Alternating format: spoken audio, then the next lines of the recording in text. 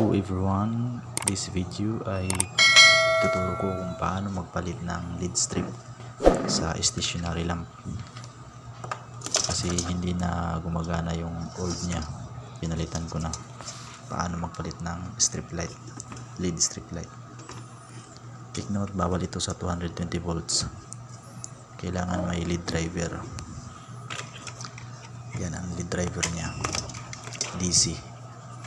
From AC out input to DC input out. From AC out input to DC output. Ganyan lang mga channel maglagay ng strip light, lead strip light.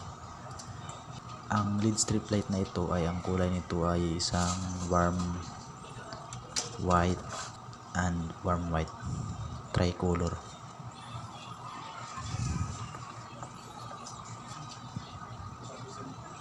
Dahan-dahan lang maglagay para hindi masira ang lead.